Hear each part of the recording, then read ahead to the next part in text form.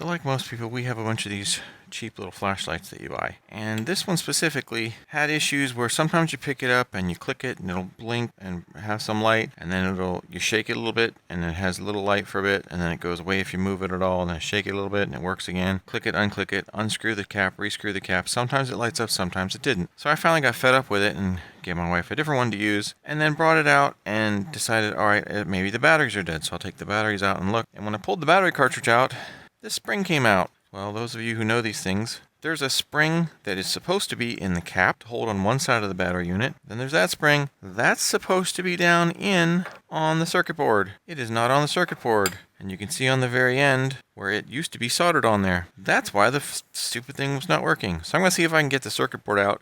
I don't know that I'm going to be able to solder it in, or even if I should bother since these are so cheap, but I might try. I tried with this hook thing from Harbor Freight. It goes down around the edge of the circuit board, but when you pull, little bits of the circuit board come up versus coming out. So I'm pretty sure this is trash. Well, since it was trash, or designated trash, I figured it can't hurt to try something more destructive. So I figured, alright, well, I'll try and pry the lens out the front and then see if I can pop the whole thing out. That would be why it would not go down, because it comes in from the front. So there's a little ledge. That shiny little spot is a ledge where this sits up against. And so there's the lens that sits in front, and then there's this little cartridge that has a plastic case with the circuit board on the back that the light bulbs are stuck into. That just sits up in on that little ledge. So now that it's out, you can see that right there. Well, let me try something else. So we'll try macro video, because I finally figured out my phone actually has that. So now you can see there's this little groove on that solder piece is where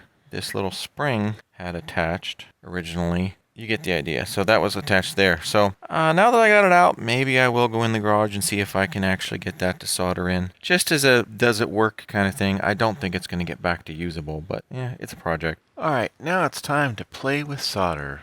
So first I made a bigger blob on the spot where the spring is supposed to go.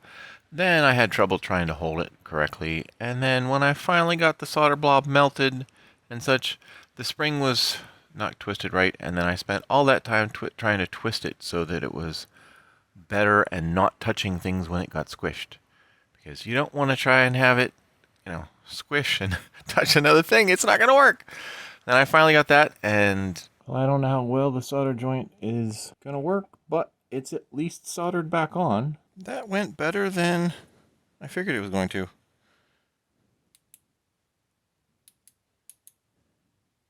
It lights up. It does its thing. It's not flaky like it was, because before it had the flaky spring connection. So I think this one was always somewhat like that, so I think that just got worse over time and was a manufacturing defect. Yeah, nice. So I saved like 50 cents or something by fixing it. Or whatever these super cheap flashlights cost. But hey, at least it doesn't get thrown out, so I'll take that as a win.